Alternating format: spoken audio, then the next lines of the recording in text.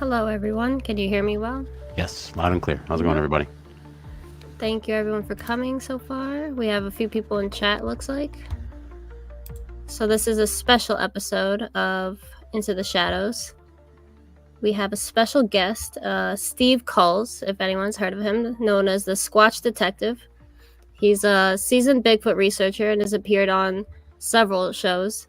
Monster Quest, America's Book of Secrets, Monsters and Mysteries Unsolved, Paranatural, Scariest Night of My Life, and The Proof is Out There. So we're going to bring him in now. We have some questions. If you guys want to ask anything in the chat, feel free to. We'll star them and get to them at the end or when they're best suited. So welcome, Steve. Thank you for joining us. I think you're muted. Oh, I think you're muted, yeah.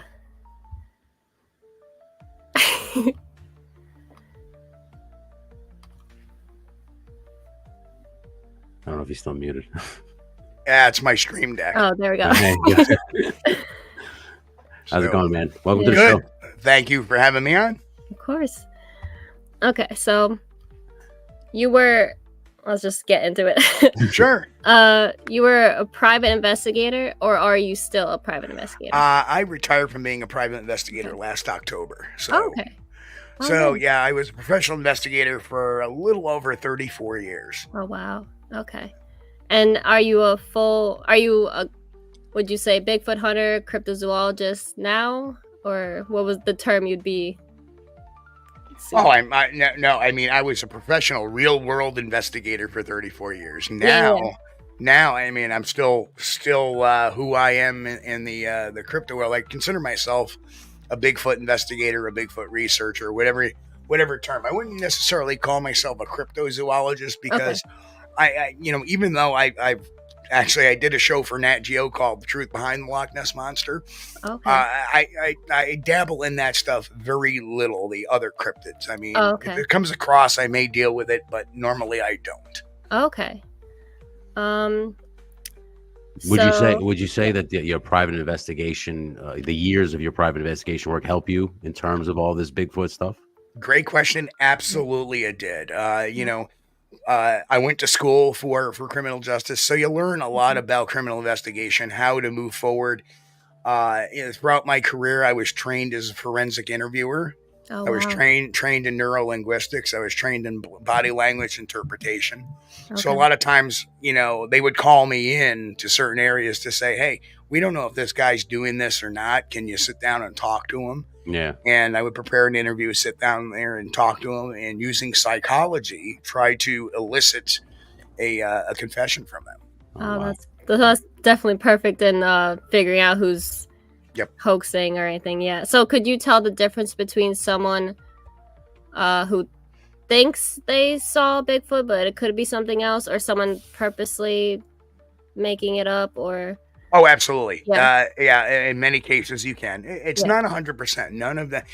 Just like a lie detector is nowhere near 100%. Yeah. But same thing. It's a lot of understanding how the people are responding to questioning or to the way they're telling their answers. Yeah. And this is where the chess game comes in. So if you start to detect, you think something's not quite right, then you start moving your chess pieces around a little bit. And that's where you start getting their story to break down a little bit, or, to kind of confirm that. Yeah. And so if they're weak on one particular section, you revisit it a little bit, and you revisit it a little bit after that, and you keep hammering it until finally the story falls apart. Yeah. How many times has that happened to you where somebody's told you they've had an encounter or whatnot, and you've gone over there and listened to this and immediately was able to poke holes in it to figure out, okay, this person clearly... Well, a lot of times, believe it or not, if somebody is not telling the truth and I'm there, I just say, okay, thank you for your time. Have a great day. I don't necessarily elicit a confession out of everybody or even post them. Usually those are the stories that get untold. But your serial hoaxers, your habitual hoaxers, those are the ones I tend to, publicize a little bit more because...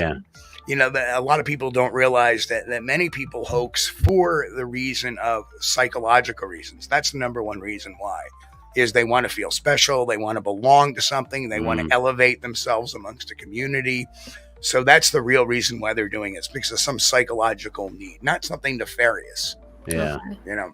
Yeah. And is there, beyond the psychological need, is there a monetary need in hoaxing, or a monetary gain in hoaxing? In very rare occasions. Yeah. Okay. It's not. I mean, out of all the different classifications of hoaxers, Mm-hmm. you have the psychological needy folks. Mm-hmm. You have the folks that are tricksters. They want to get a laugh, ha ha, hee hee. Yeah. And then finally, in the smallest group is the profiteers, the ones that try to turn a buck through other. And there's a numbers. The reason why they're so prevalent is because they're the ones that keep on going and going and going and going and going. And unfortunately, because of the advent of YouTube and monetization, that number has increased a little bit, because now it pays to just keep making hoaxes and putting them up on YouTube, and people keep, viewing that and getting ad revenue. But at least that's a less that's a less harmful way of obtaining money from that, but still it hurts the field itself. Yeah.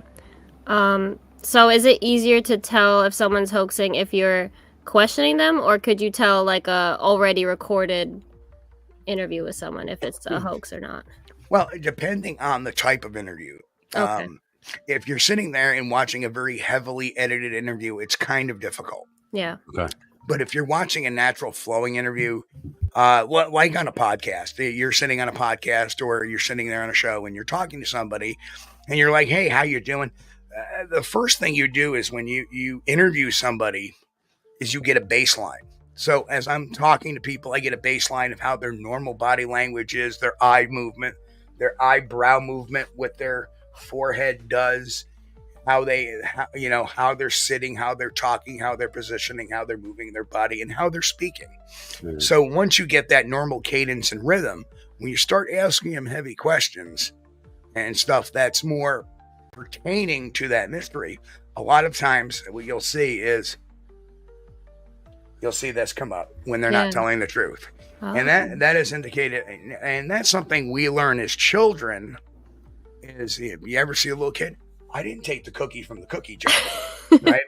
Eyebrows go up. So you'll see every once in a while, you'll see somebody saying, I saw this Bigfoot and it was large and it was big, and instead of being, I saw this Bigfoot, it was large and it was big. Yeah. Oh, okay. Right? And that's kind of, you kind of see that. And that's one of the indicators. So that's one of the things that, is it 100%? No. But is it an indicator? Yes. So the whole idea is to work with those indicators and never just use one sign or signal. Yeah. A lot of times you'll see something called micro expressions. Mm-hmm. There was one guy that every time he would tell a lie or something like that, you would see him oh, wow. just do a twitch. Or sometimes they would start rapidly blinking, or or biting their lip, pursing their lips. Oh, okay. Or they start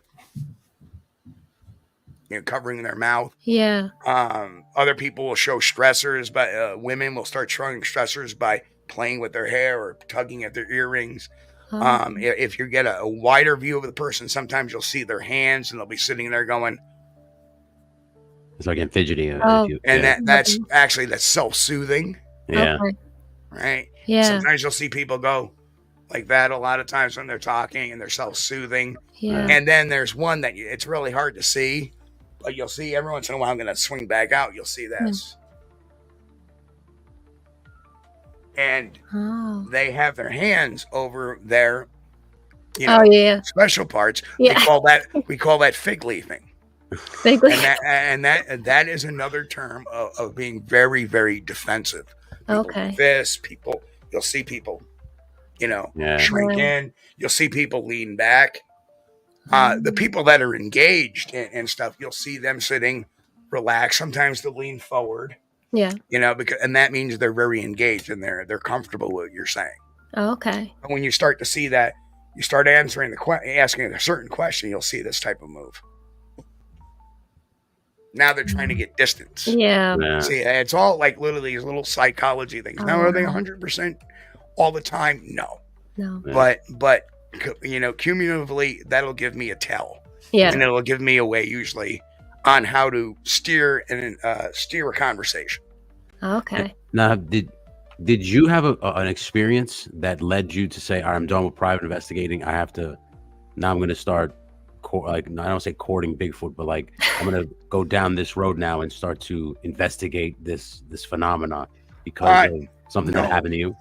No. In actuality, I was an investigator, and in 1998, a friend of mine said, "I have this book, and it's about Bigfoot sightings in our neck of the woods." Mm-hmm.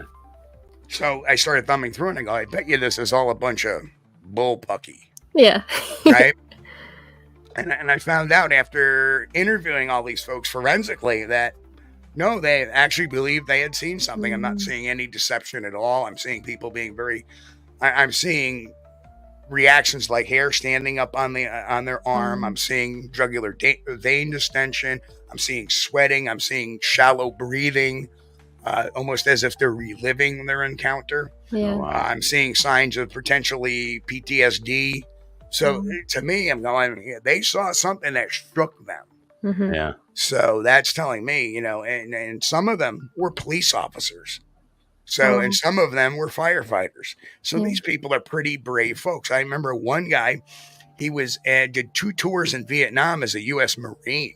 Wow. And he was a truck driver all his life, lived in this area lived in his home for 15 years. And then he had saw something and found tracks going through his yard.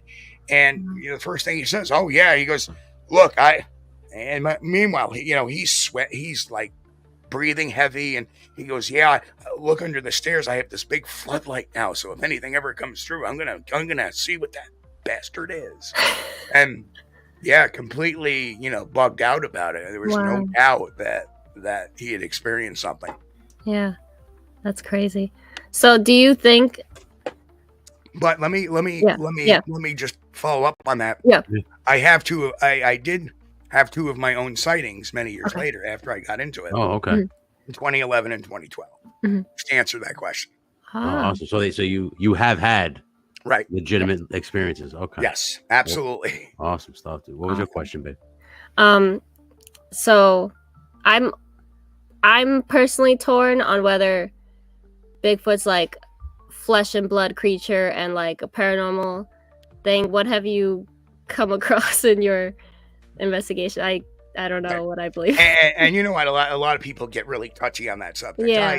I deal with what we call the woo all the time, and people are entitled to believe what they want to believe. Mm-hmm.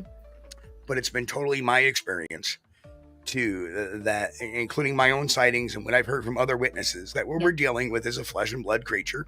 Okay. It leaves footprints. It smells at times. Smells really bad at times. Wow. It leaves hair. It manifests just like any other creature of the wood. It looks like for the most part, it looks like a great ape or a gorilla. Kind of that what throws people a lot of times is the fact that it walks upright, that it walks bipedally. Mm-hmm. Whereas a gorillas and other pongeds use their fists a little bit to help them motivate, although they do spend sometimes walking bipedally, but they're not built for that structurally. Yeah. That's one thing that throws us. Yeah. But they are about as similar to us as their footprints are similar to ours. Okay. A lot of people think their footprints are exactly like ours, just bigger, but they're not. There's a lot of physiological differences in them that would be rooted right to their DNA. They don't have an arch. They don't have a ball of the foot. Their foot flexes in the middle. The only similarity they have with us is that they have inline toes. Yeah. So, so that's really the only 2 things they really share with us is bipedalism and inline toes. And in actuality, they kind of go hand in hand. Yeah. So. Wow. That's interesting. So. You have a couple chats already started for questions. Okay. I just want to let everybody know that we will get to those chats after we're done with our questions. With the main questions. I appreciate you hanging in there with us. Yeah, I'll hang in as long as you guys need me to. Awesome. Thank you so much. So what is your goal, your like overarching goal of investigating? Do you want everyone to recognize Bigfoot's real? Do you want your own proof? Like, what is it? So Here's the interesting thing. Yeah. I would like to see it scientifically proved. Okay. Now, when I started this many years ago, of course, you're a green Bigfoot researcher, and like, I really want to prove this thing is real. Yeah. Problem with that is I'm not a scientist. I can't prove anything. Yeah. Right. But I have to look at my role as a Mhm. Bigfoot researcher / investigator the same way I look at being a real world investigator, which my job is to investigate credible reports, Okay. kind of make a investigative summary of such, Mhm. whether it's believable, if it's not believable, gather whatever evidence I can, and what physical evidence I can gather, if any, Mhm. I give to science, and it's up to the scientist to prove whether or not Bigfoot exists or not. Okay. Right? Just like as an investigator, it would be my job to see, number one, if a crime has been committed, what the circumstances are behind it, create an investigative summary, collect the evidence, which sends it to a lab, which sends it back to me. And then what do I do with the whole package? I ship it off to the DA, and then they determine whether or not they have a case or not. Okay. So, very similar. Yeah. Okay. Let me see here. Well, can you tell us about at least the first Bigfoot experience you had? I can tell you both, actually. All right, awesome. And this starts way back in 2000. I was brought to this area by a couple that had a really great sighting report. They had gone into the woods, gone off trail. Now, mind you, the husband had been in those woods all his life. He's been going up there since a kid, and he liked hiking those woods, especially this one particular trail. And they decide one day to go off trail a little bit. They're going to have a picnic by this creek. So they get down by the creek and they start unpacking when something begins to scream at them. Now, he has heard every kind of thing that's been in the woods in that particular area. And of course, we're talking about the eastern Adirondacks of New York, very close to the Bigfoot capital of New York, Whitehall, New York. Yeah. And he says, that thing, he goes, it was screaming so loud I could feel it vibrating in my chest. And that said a lot. Yeah. He said, so I said to my wife, I said, I think we better pack up and get out of here. I don't know what the hell that is. Yeah. So they pack up and they start to leave. And as they're leaving, he can see out of the corner of his eye this thing kind of following them about 100 or so feet away, going from tree to tree to tree. Meanwhile, every once in a while, it's letting out another scream. Wow. So they're basically getting an escort out of the area. And that's one of the behaviors we've seen with Sasquatch when they're being a little aggressive. So to me, that's a territorial behavior. So that was the area I wanted to start focusing on. Yeah. And I was just blessed that a couple of years into my research that I had gotten this particular area. Meanwhile, a few years later, there was yet another sighting in the area by somebody else that was staying there overnight. This was a really scary thing, but he was in the parking area, sleeping in his car, which a lot of people do on cold nights up there. Because, it's open area. You can go out and have a nice campfire, but man, it drops in. I had a couple of friends up on that hill tonight and last night, and they said they woke up, there was snow on the ground. Wow.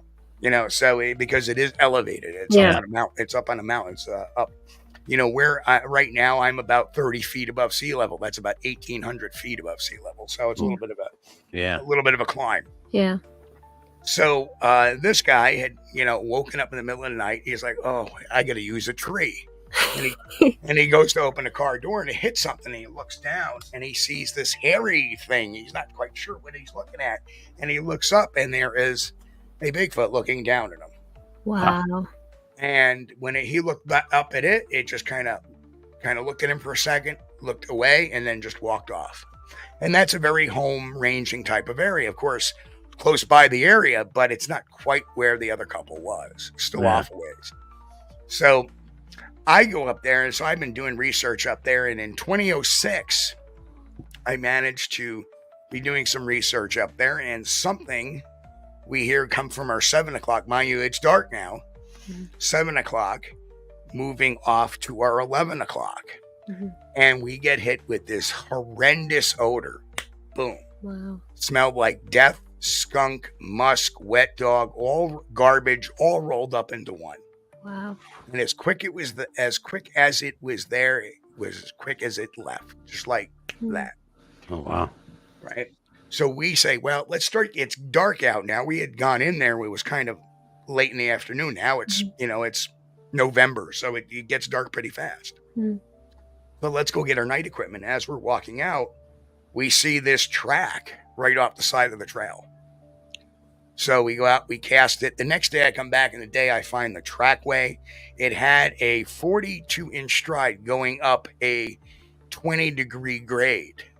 Wow. So walking uphill, it was still taking almost 4-foot steps uphill. Yeah. Wow. So we cast that one. So fast forward a little bit more, we go to 2011, and I had my team out there. Now I have a team, and so as time progresses, you build more resources and whatnot. Yep. And so we had been out all night, and everybody was hearing things there, hearing things there. So we break after we're being out for a few hours. Okay, everybody, it's October. Everybody back into the fire. Let's warm up. Let's get a little food. Let's debrief, and then we'll go back out again for round 2. Yep. So while we're done with the debrief, everybody's, and of course I run a kind of fun camp. My number one rule is have fun. Yeah. Because if you're not having fun, you're not going to get anything done. Yeah. Right. So we're all kind of, everybody's kind of, chuckling and having a good time. All right, I got to go get some batteries for my headlamp, and off I go. So I go out to the little path, 50 feet to the dirt road, my car where it's parked. Open up, get my batteries, throw them in my pocket, light up a cigarette. And while I'm smoking my cigarette, I decide to pull out my flashlight and I look down the downhill, which is the north side of the road, which is where that gentleman about maybe 200 yards away had that sighting at night where he opened the door on one. Yeah. And and I spin around to the south side, which is uphill, and standing next to the utility pole is an 8-foot creature. Wow. Bipedal. Its eyes were shining back at me, and they were dark orange. Okay. And what it was doing, it was watching our campfire. It was watching. We were entertaining it. It was watching us at our campfire. Wow. So I just froze, and I stood there for I don't know how long, 30, 40 seconds, whatever. And then finally I just shook the flashlight. It turned, and it walked into the woods to the southwest side of the camp. Then I get a radio transmission. Hey, Steve, there's a lot of movement to the southwest side of camp. Yeah, no kidding. I want Team A out here now. Yeah. So they come out here, and they actually videotape me seconds after my sighting, which is spectacular. Wow. So that was sighting number 1. They did find where it had stepped in. There was still dirt moving in on that. They videotaped that. It was just remarkable. The second one, we were taping America's Book of Secrets. Okay. And it was a Monday night. We had just drove in from Chautauqua Lake, which is way on the other side of New York State. Okay. Now, New York State's huge. I mean, it takes 5 hours to get from Chautauqua to Albany, and then another hour and a half from Albany up to there, and you had a couple of stops. We've been driving for 8 hours. Wow. It had been raining and miserable all day. We got there to the camp. It was raining. We start collecting birch because birch is one of the strange woods that will burn wet because of the oil in the bark. Okay. So we were collecting a lot of birch, getting camp set up. We had one guy, a researcher from Georgia. We had another married couple, researchers from Ohio, and me. So that was 4 of us in the camp for that night.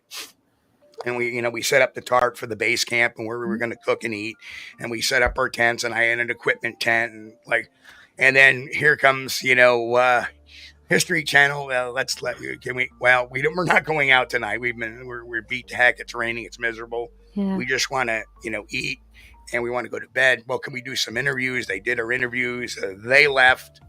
So now it's they left about 9:30. Now it's about 10 o'clock at night. We're all sitting around talking, and one by one, we all start dropping like flies. Melissa, who is from Ohio, married to Wayne. He decides she's going to go off.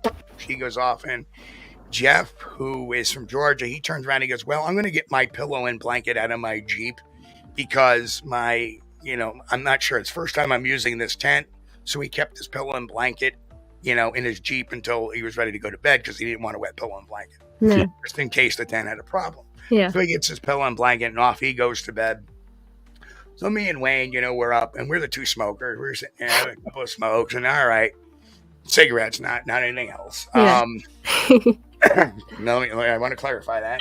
And so, eventually it was probably 11:30. We decided to knock off. So we go. Well, about 1:30, I'm like, eyes open up. I got to use a tree. Nature call. Yeah. So as I'm unzipping my tent, now mind you, it was overcast, but there was a full moon that night. So everything kind of had like this nightlight type of glow. It wasn't as bright as the moon, but it was kind of nightlight, like you could see. Yeah. And of course, the leaves have dropped because, again, it's mid-October. Yep. Almost a year to the day, give or take a day from the last sighting I had. Yeah. And I open up my tent and I peek out. And I start to get out and I look to the left, and there in the wooded area between the campsite and the road, here is a 5.5-foot reddish brown, long-haired creature booking it like a bat out of hell out of there. Wow. And my first reaction to that was like, no. I didn't see that. All right. Wow. All right, I'm going to use the tree and go back to hell with bed. I must be really overtired. I use the tree. I go back to bed. 4 hours later, had to use another tree. That time I brought a flashlight, but didn't see a damn thing. Oh, damn. So at 7 o'clock in the morning, or 7:30 in the morning, give or take, I am awoken by our guy from Georgia. Oh, yeah. I hear him, Steve. I'm like, what the hell's by hell? I open up my tent. What's going on? He goes, hey, something left a birch log behind my Jeep last night. Oh, wow. And sure enough, behind his Jeep was a 3.5-foot birch log. And it wasn't there at the time he got his pillow and blanket, because he would have tripped over it. Yeah. Open up his Jeep. Wow. Which is really creepy, because that's what we were collecting during the day. Yeah. Which indicates to me something was watching us. Yep. Yeah. Right? So the next day, the couple from Ohio find a 9-inch crack in that area where I had seen it going in the other direction. So it must have been when it was coming in. And I see Just Chef say, no chance it could have been a bear on its hind legs. Not a chance. No. You said it was running, right? The 5 foot. Yeah, one? it was running. Yeah, you could see the full legs going. Yeah. And it was really fast. And that's the thing. A bear. I have been up there. This year was my 25th year up there. Wow. Oh, wow. Never have seen a bear up there once. Not once. It's not very common to where they are. Bears are very uncommon there. Oh, wow. Okay. They're more about 6 miles more to the north, where there's more elevation. Oh, okay. But never have. I mean, I'm sure there's a bear once in a while that wanders through. Yeah. But bears aren't reddish brown, number one. They don't have long hair, number two. And number three, when bears stand, they're not meant for bipedalism. Yeah. So they kind of walk right. Like a penguin, and like literally that would have been like, oh, that's a bear. Yeah. Right. No, this thing was like, wow. Gone. Yeah. Yeah. That's crazy. So, before, I was just gonna ask one more question before we look at if there's any chat questions. My question is, why haven't we found him yet? But it kind of sounds like we have with all the sightings. But like, what's the way to like prove it to the world? Kind of, you know what I mean? Well, there is a couple of ways. Yeah. One I don't particularly like. I don't like killing anything. Yeah. But so it's going to take a body, number one. First and foremost, that would be the easiest way of proving it. Yeah. Yeah. My real hope would be, I mean, I don't go in armed half the time. I carry bear spray. I carry a knife. Okay. I may carry a hatchet with me too. And that's just for the other animals of the forest. Bear spray will work on a pack of coyotes a lot better than a firearm will. Because if you're dealing with a pack of coyotes, you got to, right? Yep. Yeah. I've had bear spray for the last 25 years, never deployed it once. Wow. Not once. Yeah. We hear coyotes, never see them. Yeah. And it's the way we approach it. Okay. Is that primates are curious. When we hear something go boom, we're like, what was that? Yeah. Whereas other animals go under the table, duck for cover, and scatter, right? That's part of our primate curiosity. So when we're making a ruckus, laughing and chortling and having a good time, primates need entertainment. Primates need mental stimulation. We have a very hard time just going. Yeah. That's true. Yeah. Right? Oh. So when we're making all this noise, it keeps all the bad animals away. Oh, okay. Right? Yeah. When we have a campfire, it keeps bad animals away. Yeah. Right? A lot of times, except arachnids, things like spiders and scorpions. Yeah. Those friendly little critters. But why, as unfortunately it'll likely take a body, but there is technologies now, and we're getting really better with DNA now. 15 years ago, people used to say, well, we get a DNA sample, we just don't know where it comes from, so it's not going to prove anything, right? Except we have some unknown DNA. But now, if we have a good enough sample of DNA, and we have empty DNA in it, then we can actually sequence it, and then we can figure out what it is. Okay, yeah. Right. So it's a little bit better than it was, a lot bit better than it was. Now we have something also called eDNA, or environmental DNA, where you're taking water samples, and they can separate all the different types of wildlife by DNA, what was using that water. Oh, wow. Wow. So there's that, but it's very expensive and very rare. Yeah. So, but we do have a Dr. Haskell Hart, who's been doing some eDNA studies, and much to him. And right now, any DNA samples I come across, I will send to Dr. Darby Orcutt, University of North Carolina, who has a very open source DNA project, particularly specifically to investigate cryptids. Nice. Oh, wow.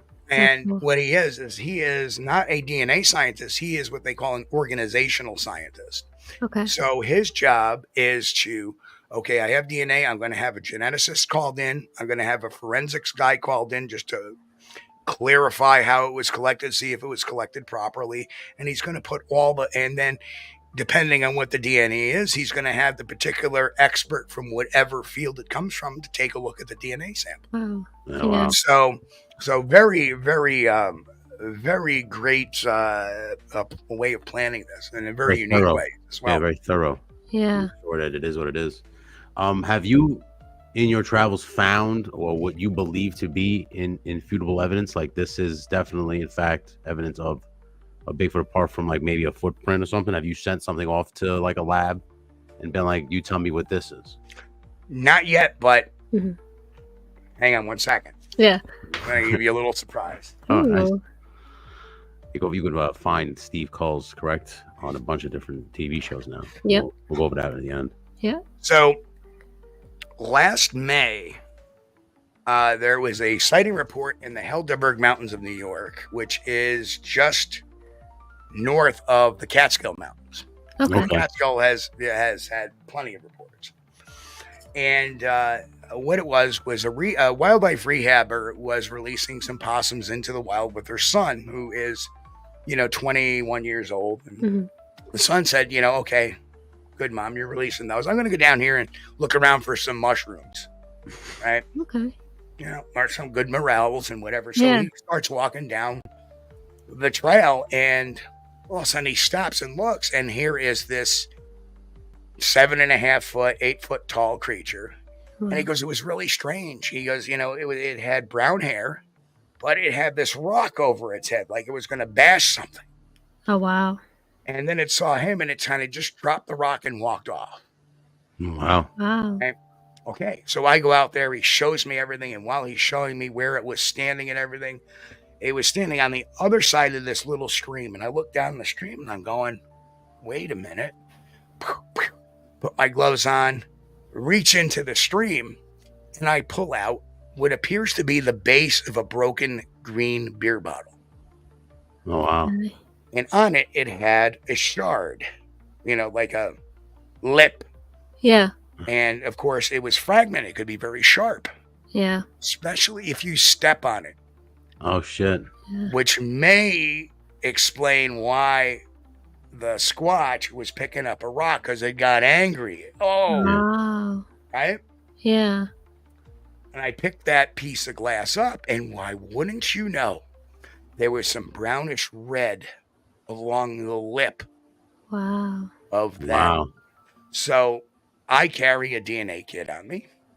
Nice. And what we have here, and I don't know how good it's going to show, but what we have here, you may not be able to see the spotting on it, but there is some reddish brown spotting right on the Oh buckle. yeah, I can see. Yeah. So this is a sterile buccal swab, and of course it goes into a sterile tube. Yeah. So this is going to get set off. Nice. Now, I do see a comment, and I'm sorry if I'm jumping because I'm very. No. I see somebody talking about game cameras. You think they're right, right? And you know what? The problem is that game cameras only shoot so far a distance, and they only cover so far of that. Now, how many millions of acres are there in the United States? So how many game cameras would it take to actually cover all those areas? And if a hunter is putting up a game camera, guess what's going on in that area a lot? Hunting. Yeah.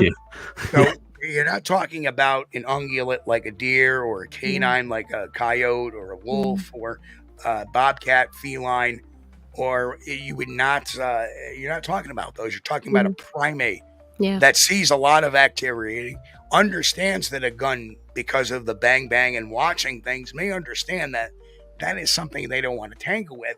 And their major key is to avoid people. Right? They hear, oh, we're going to go avoid until they get a little froggy, and they, right? So here's this activity, this hunting activity going on. And if people are building deer stands, they're going to clear out of that, and they're not going to come around that area. So that's where most of your trail cameras are placed around, is in these areas where there's hunting going on. Yeah. So, So the environment that you would find like deer and coyote are not necessarily where you're going to find Bigfoot, because like you said, what they can. No, the areas you're going to find a lot of hunting on. Oh, okay. Hunting, you're not going to find a Bigfoot. Okay. And that's where most of our trail cameras get deployed, in those hunting areas, right? Yeah. But there have been, back in 2010, there was a trail cam photo that came out of Vermont that, I will go to my grave believing that is probably a legit Sasquatch on that photo. Yeah. Wow. And it was picking up an apple off the ground because the guy's apple tray a week earlier had been raided and just stripped of one section of apples. And he thought perhaps it was a bear, and he was a hunter at the time, or an old hunter. He wasn't hunting at the time. He says, maybe it's a bear, because if it's a bear, I got to shoot him because I don't want him around my property. And so he put his trail camera up to see what was going on, and he got this picture of this thing apparently picking up an apple off the ground. Wow. That's crazy. So what are Bigfoot omnivores? Do they only plants? Because I know like gorillas, I think they're only herbivores, right? Correct. And gorillas, I believe, they're herbivores, but they only eat a certain type of vegetation, which is the reason why they're much like the koala and the panda bears are all. They stick to these areas because that's what they feed particularly upon. Yeah. But there aren't too many primates that are just strictly herbivores. Okay. Yeah. I think that, and think about the caloric intake of a 500 or 600 pound Sasquatch, maybe even more, 800 pound. They're probably going to be opportunists. Okay. They're probably going to eat, they need that high caloric intake. Yeah. And for a while, there was a lot of reports going on, especially like in Ohio and Michigan, Pennsylvania, of these strange deer kills that appeared to have their necks broken, where it looked like something had punched into their gut, and they would only find the deer liver removed. And the liver is one of the highest caloric pieces of protein in the body. So, wow, interesting. Yeah. So they don't eat the meat. If this I'm is, sure, I'm sure they do.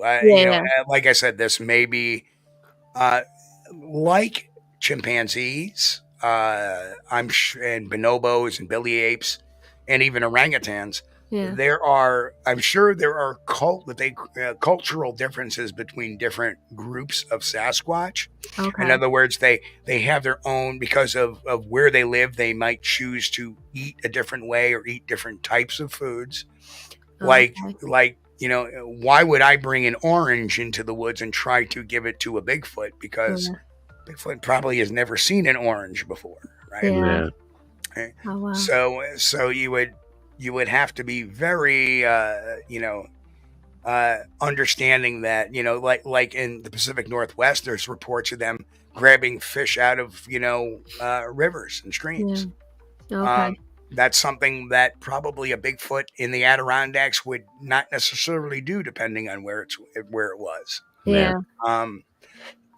We see a lot of activity around apple trees in New York, strangely. Yeah. Now, you said obviously Whitehall's the Bigfoot capital of New York, and you said the Adirondacks is a lot of where you seem to have a lot of activity. Right. Is that the hottest place in North America, or is there other spots where there's more sightings, or would you think that do they migrate when it gets cold to somewhere warmer, or do they just stay in the cold climate? Like how do those patterns work out? Another great question. I don't think it's universal with migration. Okay. But kind of think of it like this. Primates as a group will move to different areas seasonally, depending if their food source or their shelter is compromised. Okay.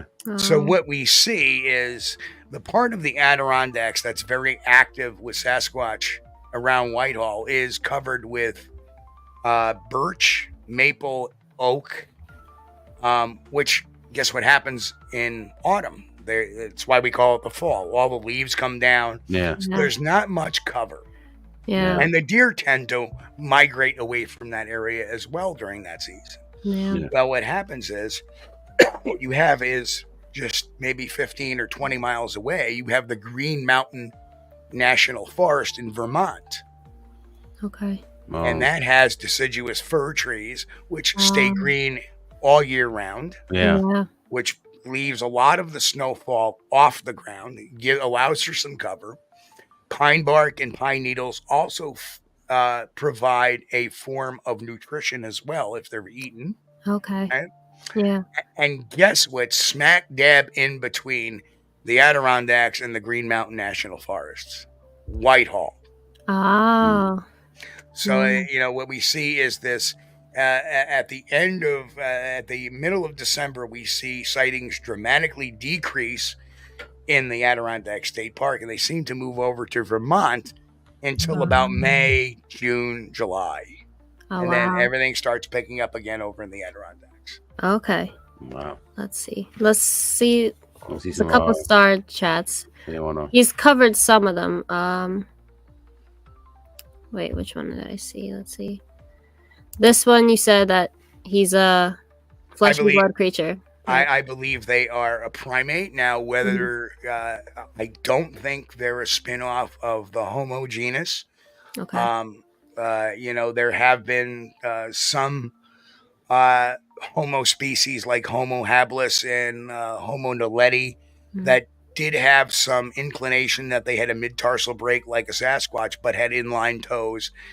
But they did not have the size nor the stature nor the hair covering that a Sasquatch would. To that, you would probably look at either the Australopithecines or the Ardipithecines or the Paranthropus. Okay. Paranthropus is a really good one because all the Paranthropus genus has died off. Oh, wow. Like the Ardipithecines, chimpanzees are an Ardipithecine. Yeah. I'm sorry, an Australopithecine. Yeah, an Australopithecine. Yeah. So you have. No, I'm sorry. I gotta go back. Yeah. Whatever. I'm getting my chart mixed up here. But Paranthropus kind of was a very small group that died out. And they look traditionally very much like a Sasquatch, just not as robust or big. Oh, wow. He's got one from Ron Ivy here. Is it possible for some supposedly bear fatalities could actually be Sasquatch fatalities that are just written off as bear fatalities? I don't think so. Only reason being is there aren't many, there aren't that many bear fatalities you see even in New York. And we have a decent bear population in the 5 figures, but you've very rarely seen them smacked by a car. There have been reports of Bigfoot hit by cars. The biggest one was in Louisiana, and this woman actually had some significant front fender damage to her car. The police were called. She explained to them. Lost opportunity. Of course, this was back, I believe, in the 80s. But there was blood on the car. Oh, wow. And the police went in the woods to see if they could find a body or carcass, and they didn't find anything. So like a deer, sometimes you can hit a deer and they keep on going. Yeah. Well, a deer is only at most a couple 100 pounds usually. Yeah. You're talking something that's 800 pounds. You hit it and it may just keep on barreling and die remotely. Yeah. Or it may not die at all. It may hobble off and eventually, recover. Yeah. Wow. That's crazy. I got this one too. Oh, you okay? I was gonna do it because we kind of touched on this. They don't hibernate, right? They just they don't hibernate. They just move. Think about it though. If you think about it, and like I said, primates have a lot of things in common. And if you think of the Aboriginal Native Americans, they had their summer homes and winter homes. A lot of them, not all of them, but a lot of them did. Yeah. Right? So they didn't hibernate. They just moved off. Hibernation is a biological process, and it takes a lot of caloric consumptions. In fact, a lot of scientists, a lot of biologists years and years ago used to say, the old caveat, oh, there's not enough food in the forest for an 800-pound, 900-pound Sasquatch to live. Well, if you look at the caloric intake of a 800 pounds, say, it's about 5,500 calories. Well, it takes a black bear. A black bear needs to eat 15,000 calories a day for 3 months before it can hibernate. Wow.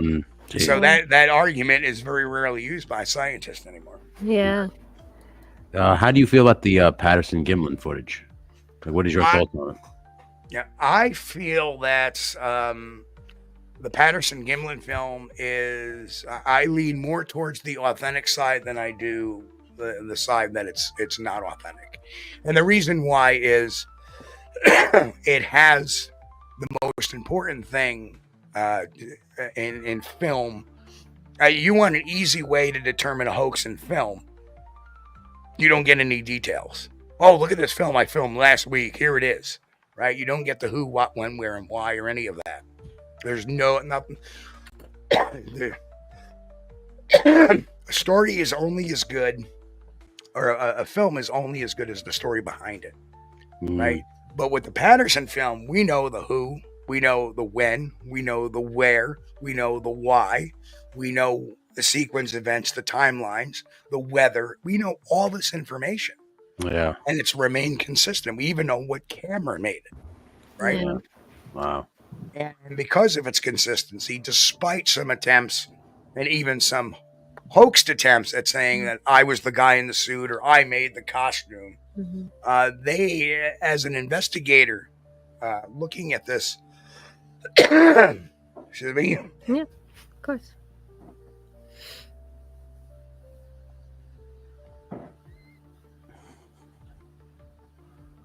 Again, you can catch him on. Wow. I've been. I'm still doing it. Yeah, it's okay. I'm getting a little touch of bronchitis because all the weather changes. Yeah, I'm sick too. I have a cold. Seems it's going around. Yeah. I'm sorry. I apologize. No, it's good. But the way it occurs Mhm. is the fact that we have all this information about the Patterson Gimlin film. That's why I think it's pretty consistent. Mhm. Yeah. You know? Yeah. I don't know if you don't have to answer this question, but do you have a particular lab you send your footage to? Footage or evidence, you mean? Footage, You evidence. touched on the Well, yeah, I am going to send my evidence off to Dr. Darby Orcutt. Mhm. Okay. And actually, anybody who has evidence can send it off to him at darbyorcutt.com. Okay. ORCUTT. Hell yeah. Okay. RCUTT. Awesome stuff.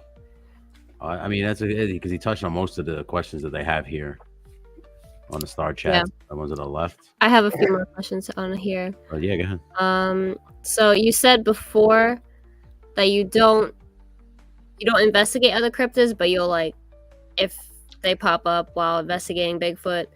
Do you believe in other cryptids? Do you not? And like, I have a real hard time with a lot of the other cryptids. Yeah. Like Dogman. Yeah. Its legs are not built for bipedal motion. No. Yeah. So, if people think they would run like a dog, standing bipedally, no. Yeah. Can we ever see a dog walk on its two legs? It walks pretty much like a bear, like any other quadrupedal animal, right? Yeah. That's because the hind legs are meant for quadrupedal motion. Mm-hmm. The chupacabra. Yeah. Well, we know that in Texas they started seeing these coyotes with mange. Yeah. And calling them chupacabras, and then when they actually got a body and tested it, it was a coyote with mange. Yeah. So, and then there's other very sporadic type like Mothman. Well, Yeah. How often do you see have a Mothman sighting report? Yeah. I suppose they happen. Mm-hmm. I'm not doubting that something strange was going on in Point Pleasant back to deal with them. I've been down to the TNT factory and to the area of Point Pleasant, and I firmly believe something happened there. I'm just not sure what it is. Again, not my bag, but I'm like, something happened here. I'm fairly certain, but I can't tell you whether it was caused by extraterrestrial type of interference or government interference or paranormal type of interference. I just don't know. Yeah. I want to do Jeff's question right here before I get into another one. Yeah. Do you go in thinking it is Sasquatch or thinking it's not? With each sighting. Yeah, so every time So I look at everything like an investigator. Okay. That when you go into a case, you have no preconceived notions, you have no bias. You go in, it's either going to be a sighting or it's not going to be a sighting. Mm-hmm. Right? Then once we determine if it is a sighting, where does it fall on the scale? Mm-hmm. Is this really good? Is this something we can work in the field? Is this something? Because let's face it, if somebody sees a Bigfoot crossing a road and everybody in the car is telling the same story and you've done your interviews and they seem to be telling you, there's not much you're going to do with a roadside crossing.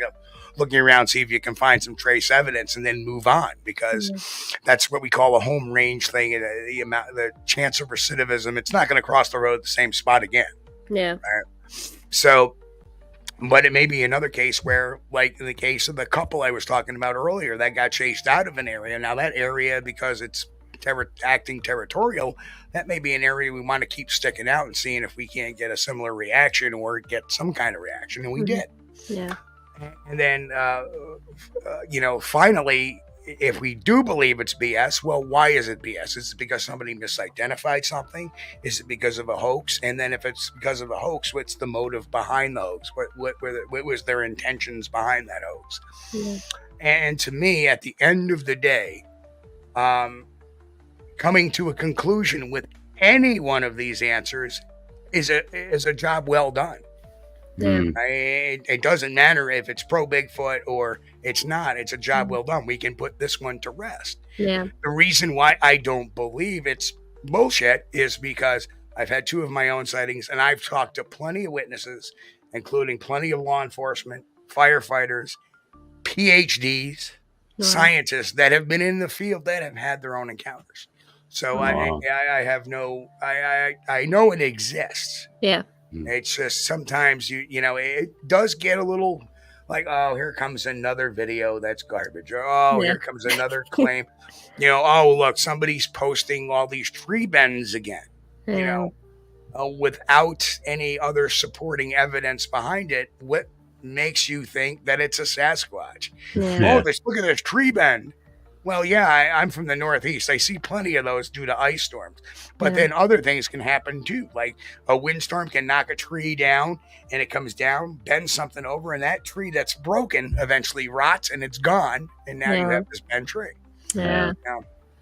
I think you answered this already because you showed the stuff that you caught that you got in the tube right now that you're about to send off anyway. That's probably, I'm assuming, your most favorite piece of evidence that you captured so far? Yes, that is. I'm very excited. And whether it turns out to be something or not, it's still kind of cool. It's my favorite evidence by far is the Fort Ann cast, which is the cast I got in 2006, because that's that's my boy. Yeah.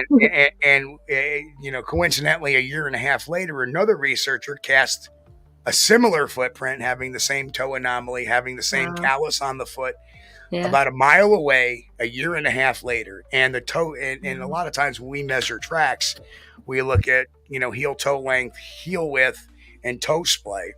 And two of those three numbers should always be the same, and that's the heel toe and the heel width.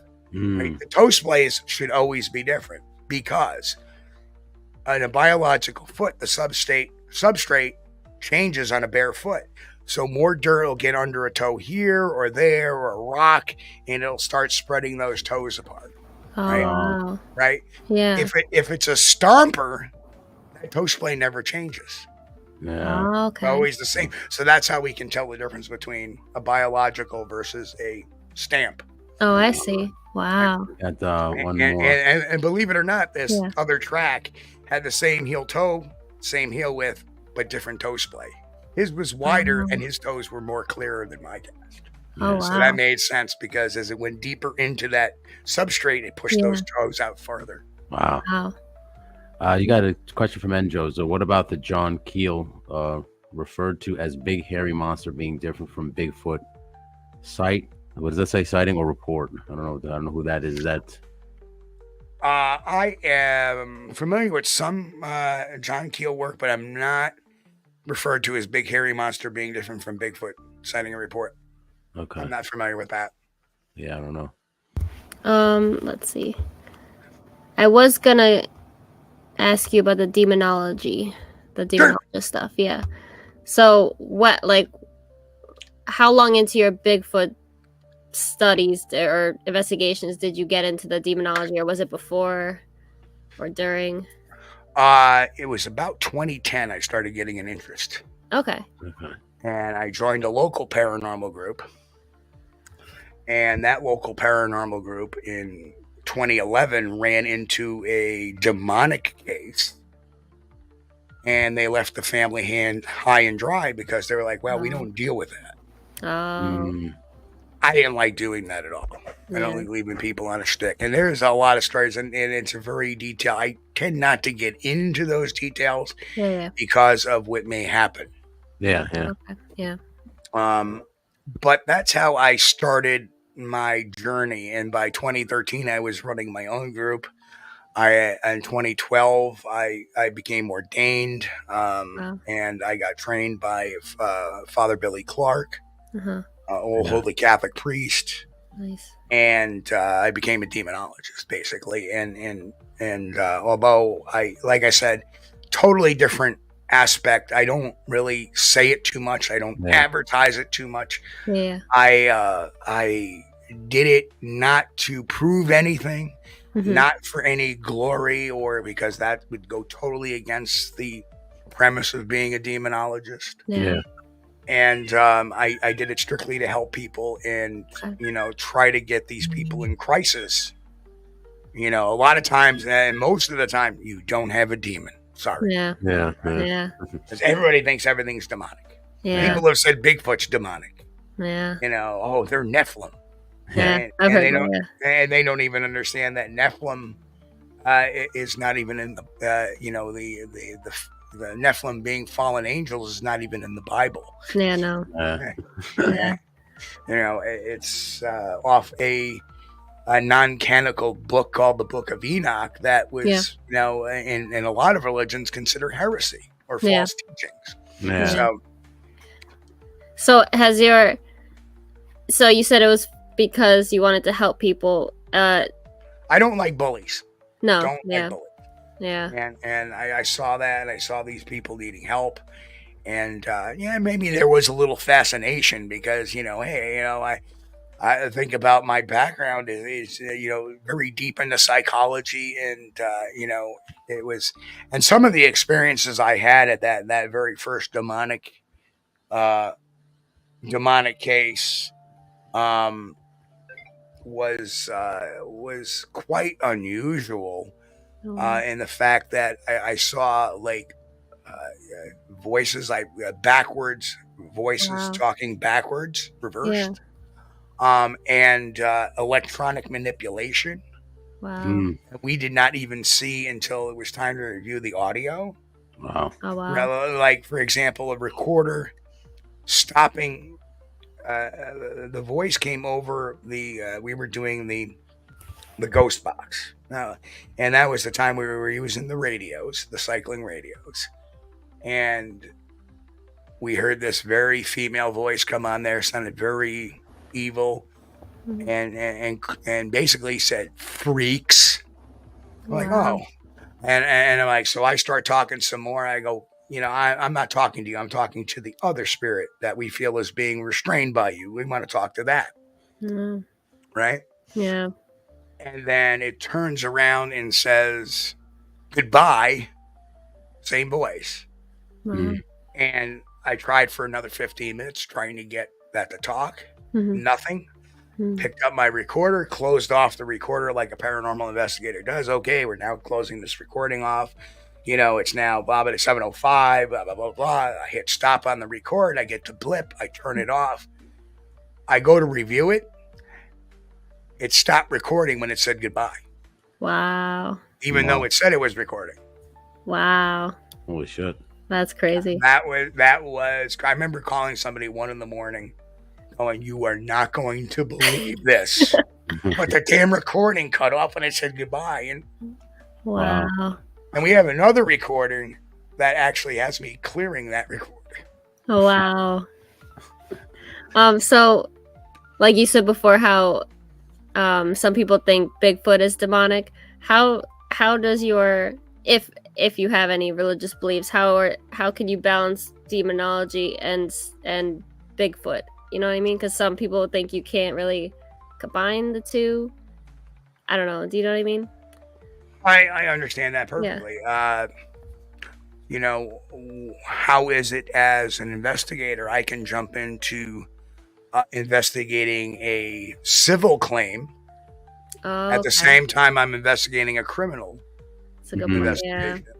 Right? It's just another totally different area of operation, totally different set of rules. Got it. Yeah. Right? And it's something that I didn't do as often as the Bigfoot stuff. Bigfoot was always my passion.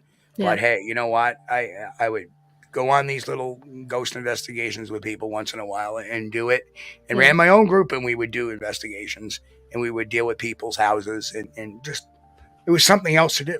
Yeah. Right? But my focus was, it was a different focus on that. It was to get answers there for the people rather versus than trying to prove something out in the woods. Got it. Okay. That's great stuff, babe. Yeah. Is there anything that you want to promote while you're on here? Why, certainly.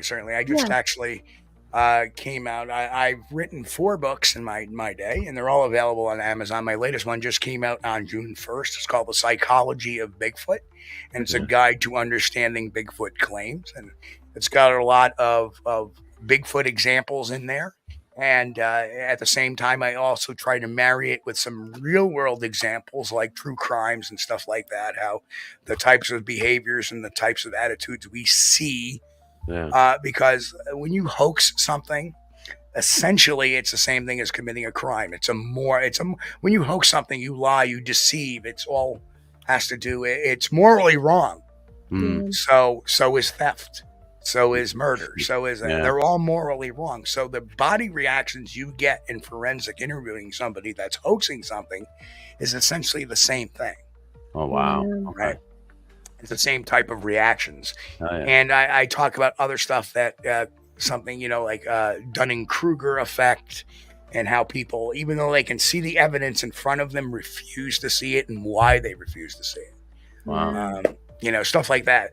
And of course, I have a really fun podcast we do, Squatch DTV, at Squatch DTV on YouTube, and we do that live Sunday nights, 9 p.m. That's our permanent time slot.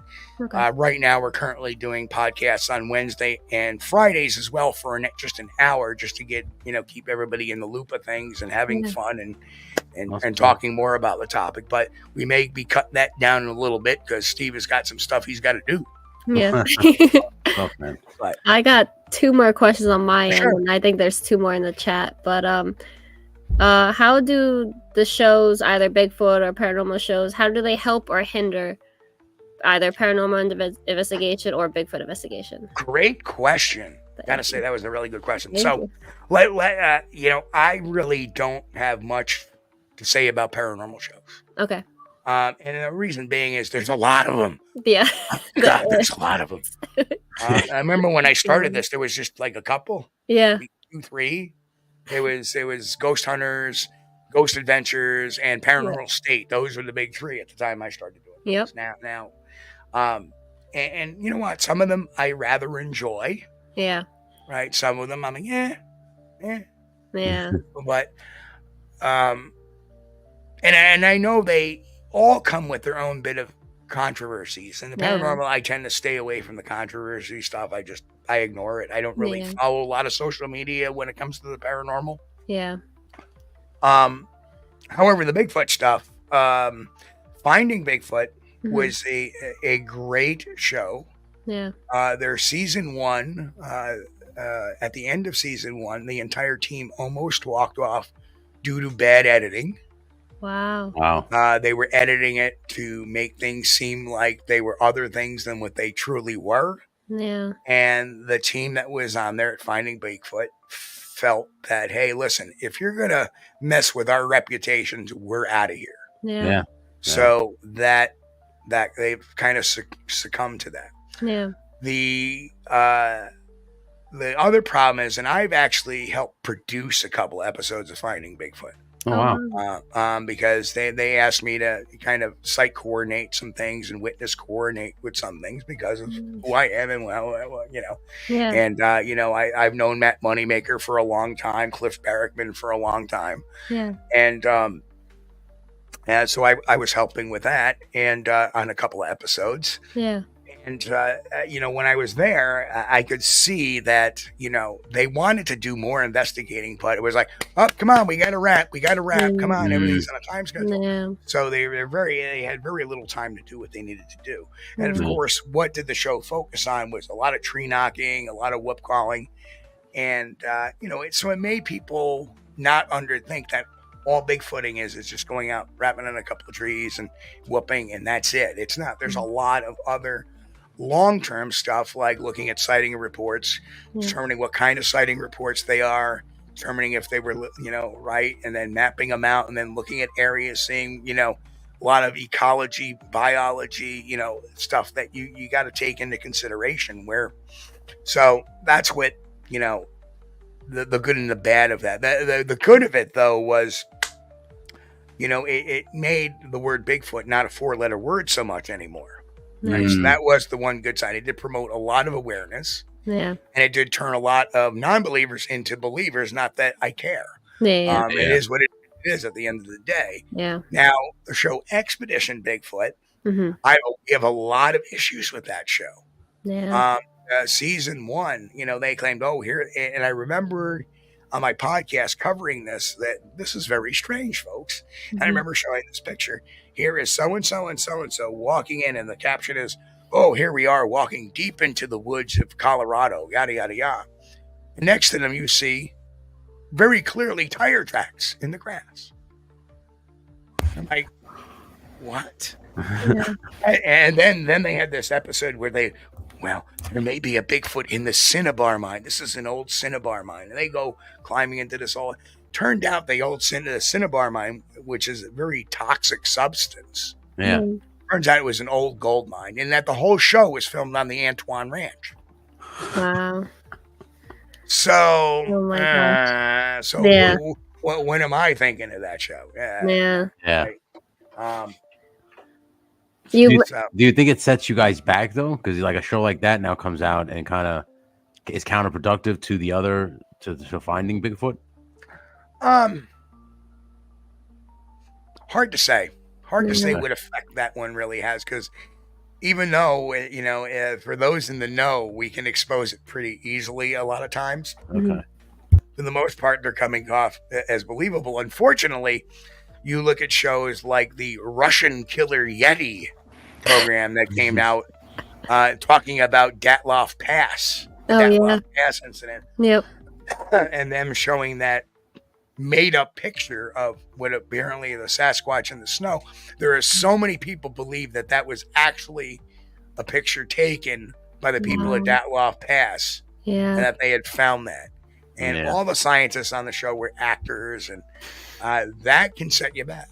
Yeah. Yeah. Jeez.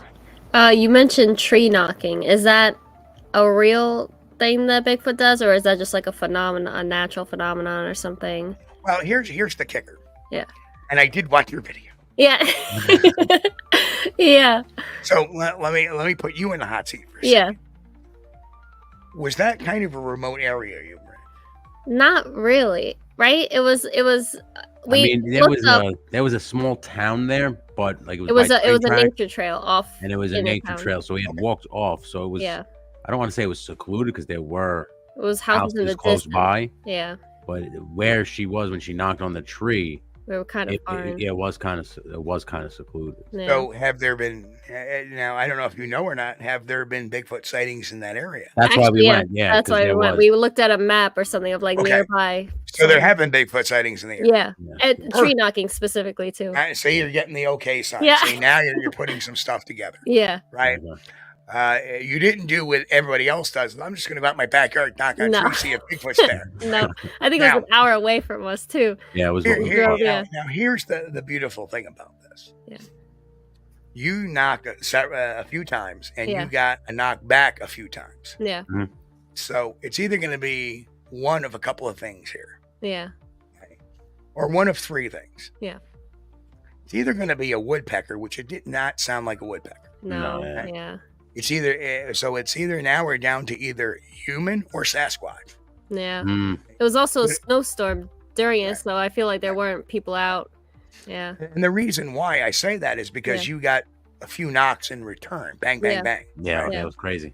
Yeah. Now, by looking at the weather, if you had gotten a single knockback, we would have had a likely excuse for that. Okay. And what was the temperature that day? Roughly. It was cold. It was very cold. It had to be 20 degrees or something. Exactly. Yeah. So in that type of temperature, trees will start to expand and contract. Okay. Right?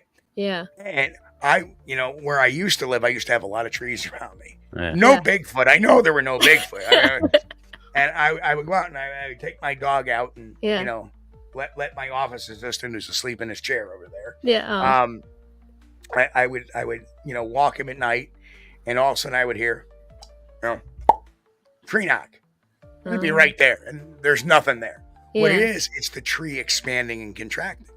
Okay. Because of the cold. But you only get one. Yeah.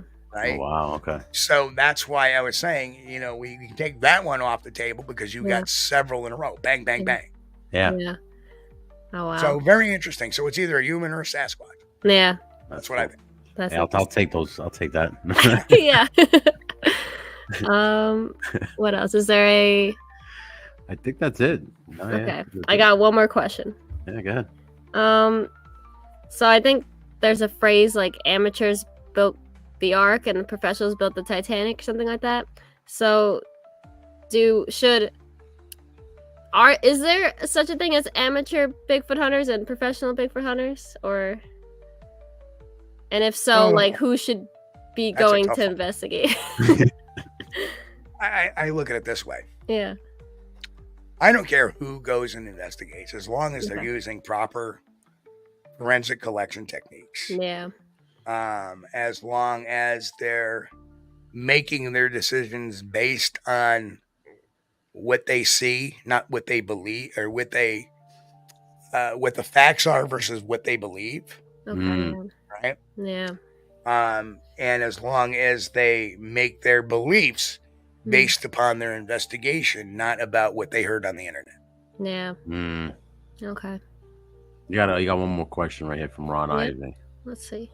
So do you think some of these mythical creatures of the forest are caused by interdimensional night veils? And is this why it's hard to find definitive proof of their existence? Well, I don't believe that it's hard to find definitive proof of their existence. The reason being, it's just not scientifically accepted proof of their existence, right? Yeah. I found plenty of tracks.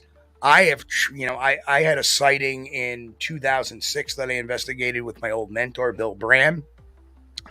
And it was 5 people that had 2 sightings within 30 minutes on the same strip, on the same pathway. Wow. Right? 3 girls walking down the path. They see this 8-foot creature in front of the path.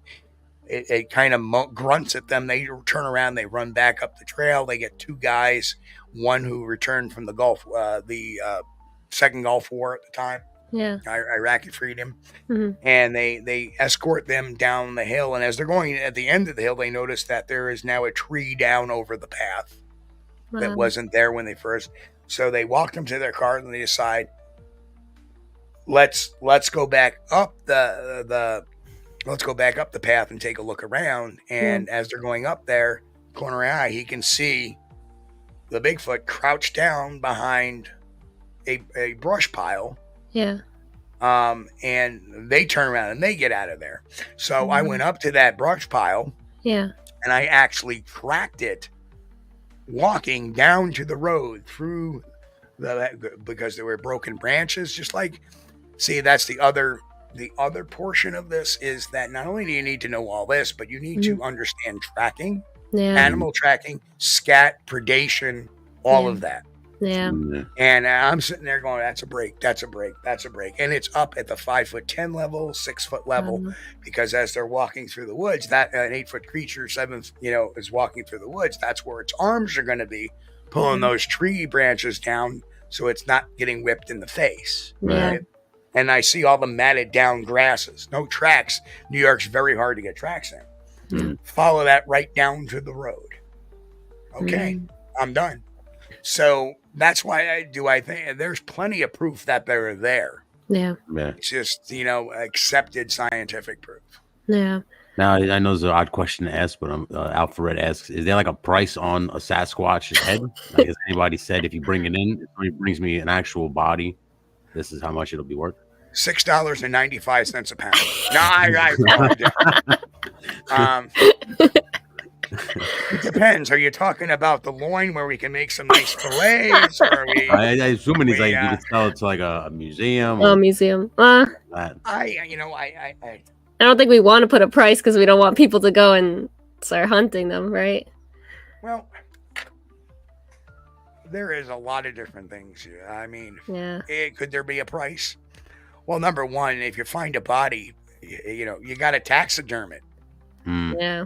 Right? Yeah. Otherwise, it's just going to become one big stinking massive mess. Yeah.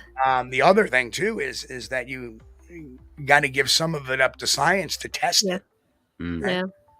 And so you have that issue. I would think that perhaps that if you were to find an intact body, you may be able to, I wouldn't necessarily sell it. The smart businessman would license it. Oh. Right? Well, yeah. That's what a smart man would do. But the first thing I would do, and I've always said this, what would be the first thing? I would take that body and I would drive it right down to the nearest television station and say, come here, look at what we found. Yeah. That way nobody can take it. It goes on record that you're the one who found it. Nobody can take that away from you. Yeah. Wow. Wait, you said that he's similar to us in that only his feet, or like DNA wise, or like we don't have their DNA. We don't know. Okay. I would assume a lot of their DNA is going to be quite close to ours, maybe Okay. even closer than a chimpanzee. Now, a chimpanzee has 98.6% of our DNA. Wow. So that little 1.4% can really throw something off. Yeah. Right. So, like I said, the similarities it has with us is that it has inline toes and it walks bipedally. That's about the only thing. If you think about it, it has a very flat nose. It has lacks of the earlobes. It has lack of a neck. It has kind of a conical shaped head. Yeah. Much like a gorilla would be, or even like an orangutan, or they have a lack of a neck. That's why in the Patterson Gimlin film you see it kind of twist its body to turn. Yeah. Okay. Any other questions in the? I think that's it. I think all Ryan was like, he means it's definitive proof of like a body or a capture of these mythical creatures. That's why he thinks they're interdimensional, because we never found like a body or anything. Yeah, but in truth, if you think about it, think of some of the animals that are on record. Yeah. Like the Gigantopithecus blackie, which was a 10-foot descendant or 10-foot relative of the orangutan. Basically, it was more related to the orangutan than it was to any of the other pongids. That existed in Southeast Asia 200,000 years ago. But guess what? The only thing we have to prove that exists is 2 jawbones and some teeth. We've never found a skull. We've never found a femur. We've never found vertebrae or a rib cage, any of that. Wow. Yeah. So, and then you think about it, dinosaurs. How many dinosaurs do you know that we have 100% skeletons of? Very little. Yeah. Nature has a way. The Body Farm in Tennessee put a deceased deer out, and they put a trail camera out to see how long it would be there. Within 2 weeks, there was not a trace of it. Wow. Yeah. Right. Yeah. Because in the woods, you have insects, you have other animals, you have animals like possums, raccoons, coyotes, bears that will eat bone, especially if they're lacking calcium. Okay, yeah. So and then not to mention you have, birds like vultures, buzzards. There's all kinds of things that's a free meal. Yeah. Yeah. Okay. That's crazy. I think that's all we have questions wise, right? Yeah, I think that's it, Mo. Yeah. Anything else you want to add, Steve? Or you can all visit me over at squatchdetective.com or for the show, squatchdtv.com. Yeah. Awesome. So I think we'll let Steve go and wrap up, right? Yep. So Steve, it was an absolute pleasure. It was a pleasure. Pleasure's on this side, guys. Great meeting y'all. Thank you so much. Yeah. Talk to you soon. Keep in touch, please. Have yourself a great night, man. Take it easy. Have a good night, everyone. Too. Okay. All right. So awesome. That's that was interesting, babe. Yeah. Still live. Remember that? Yep. There was a lot of questions. I mean, some of these guys asked questions that we couldn't ask. Yeah. Like ween questions. Did they really? Oh my God, guys. Yeah. We're gonna leave that up to your imagination. There'll definitely be a lot more Bigfoot stuff in the future, though, because this is. But like you said, what the other cryptids don't have as much to go on, like Bigfoot does. I think this channel might be more Bigfoot cryptid heavy. Cryptid. Yeah. From now on, because I mean that's what got me started in this, in turning this channel into a cryptid channel is the Bigfoot interview we did and the investigation with the tree knocking. Listen, I understand that it's hard to believe. You know, we're not asking everybody to believe it with wholeheartedly. He he had some great points, but listen, the one thing I've taken away from all of this today is that technically we are at a 50-50 shot that that's a Sasquatch now. Actually, even less now, because technically it can either be human the or video Sasquatch. You're knocking, yeah. But like I said, he said that was where it happened recently, when we went, was the tree knocking. He said, "Oh my God!" And there wasn't because it was. Oh yeah, thank you. because it was a snowstorm. Yeah. People aren't really out to hear and then do it again. There was a house that was like in the distance, but like still kind of close to us. But we were right next to a swamp, so you know what I mean. Like it would. They. Gosh, that's very true. Now, Jeff did send me the picture. He sent it to you too, I assume. Oh, I didn't look, but yeah, I did get a notification. He did send it to me. If you'd like, I can show you what it looks like. The one that he said is like picking up the apple. Oh, really? Yeah. Jeff sent it to me. So let me just bring it up real quick. And thank you, Jeff, for that. Jeff is, Oh wow, helping you out. He's helping you out, and he don't have to. So we appreciate that. I'll make Jeff my mod that if he wants. Well, first off, you should ask, not just make him. No, I know. Ask nicely. I said if he wants. Yeah. But hi, Dad. Thank you for I could mod everyone. I think I am a mod on your thing anyway. You are a mod, yeah. Yeah.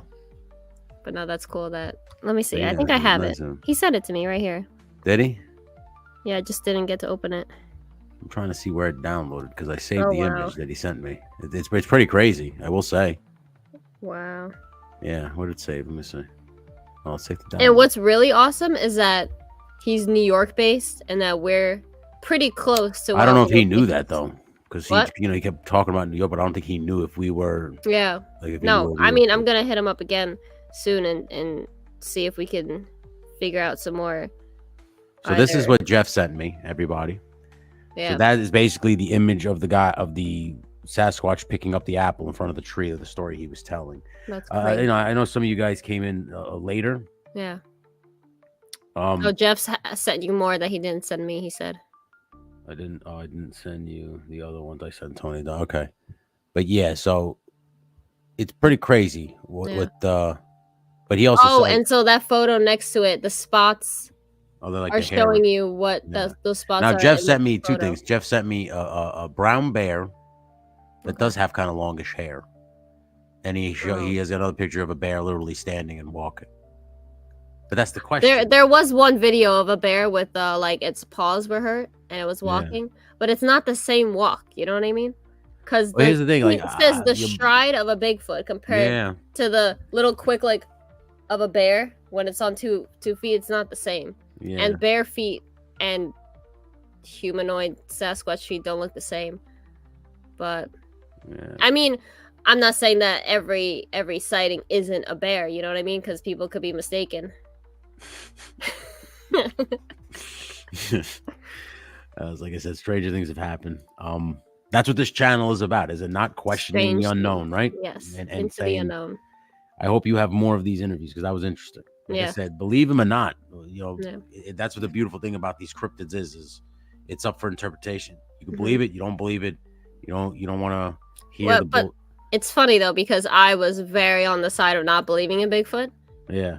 But now I feel like this is, if I'm not fully, I feel like I'd have to see something. But even though I'd be terrified of seeing something, I think that's a great idea. No, but I want to. Yeah, I think this is a great idea. You should. And Jeff, especially in this area, if you ever want to do an episode about, I got a lot to say about Supernatural. Jeff, if you want to come on one of these, yeah, that's very true. They gotta trust you to talk to you about that stuff. But if Jeff wants to come on, I would highly recommend that. That'd be cool. I love talking. You guys could talk about ghosts and shit. Like yeah. So just put that on your list. This is not the last thing of Bigfoot. We're definitely gonna have a lot more Bigfoot because now I'm more on the fence, or not on the fence, more intrigued? On the side of believing. Yeah, you're more intrigued. More be like, oh, there's more than I thought. They're not so supernatural portal jumpers as I thought they were. You know what I mean? Yeah, but I would take that image. I would take this interview. You should definitely clip it out, especially when he tells the story of when his experiences. Okay. So I would highly recommend you clip out that whole section, the two stories that he told, and put it on your channel. Yeah. So and all his info, I couldn't agree more. I know. I already tried asking him. I couldn't agree more. But we'll leave his info in the description. So you guys can go click on it. Yeah, we have that book too. She bought that book. Is it the psychology one or is it? Yeah, that's the psychology of Bigfoot. I bought you that book. I can't find it right now, but I do have it. Nice. Look at this. Turk is another one. Also says he knows some ghost stuff too. So when you get into the ghost portion, we'll have a group discussion on maybe on Halloween. That's Thursday, but yeah, you should do that if you're gonna do it. That'd be cool, right? So if anybody, a group chat on Supernatural, invite a whole if bunch you of guys people. want, whoever has good stories, let us know. Or opinions or something. Obviously, like you put Jeff on because he just told you. Yeah. So let Jeff know. I'm assuming if Jeff is free Thursday, he'll gladly join you. Mm-hmm. But Turk, if you got nothing to do, you want to tell some ghost stories, we'll come back. Preferably true ones. We want it to be about like, or what you believe to be true. So I have it's part of the Apocrypha, and I think I have a Bible that contains at least Enoch, if not the other books. I forgot. It's the Catholic version, so it has a lot of extra would also books. be down to share some stories. Yeah. There he goes. Thursday about the mega powers. Well, it'll be earlier than that. Yeah, the lovely thing that my wife does her streams at 6 p.m. So you'll have plenty of time because we're gonna get ready to wrap it up. So you guys have plenty of time to jump over there and watch. Yep. Mikey, Zakanan, and the boys. So I think that's it, babe. We should go eat. We should go get food because I'm starving. Yes. So thank you, everyone. No, I know.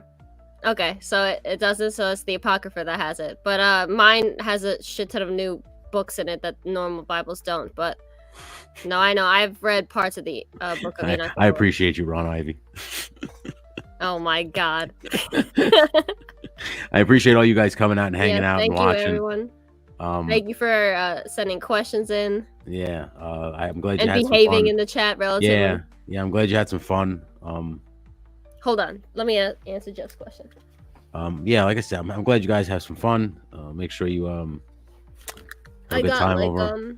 Have a good time over on the Mega Powers and Thursday. Hey, look at this! Oh wow! Thank you, Alpha. So much.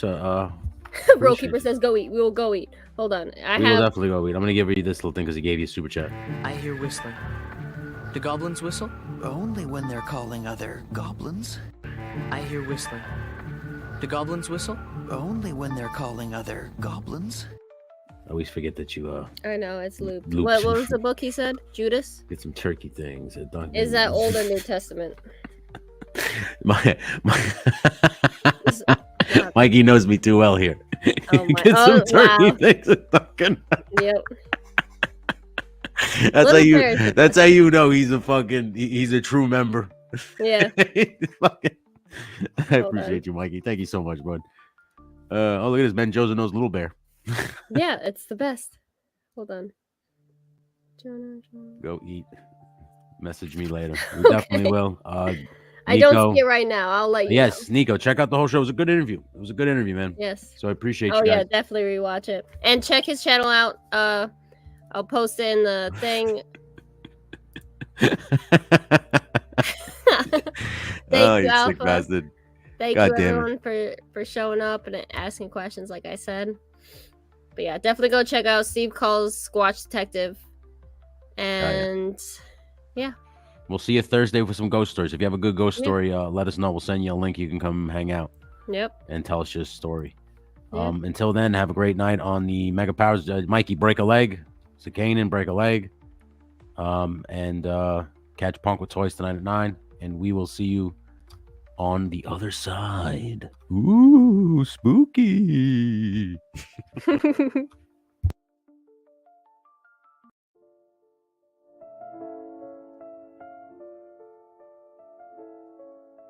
Whispers in the night, shadows in the moonlight, figures in the fog, footsteps on the cold ground, creaking of the door, wind howls once more, eyes in dark corners, ghosts and old mourners, haunted dreams, silent screams.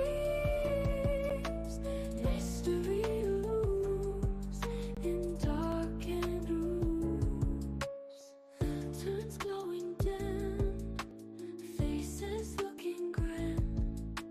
Cobwebs hanging low, secrets they do show. Voices call your name.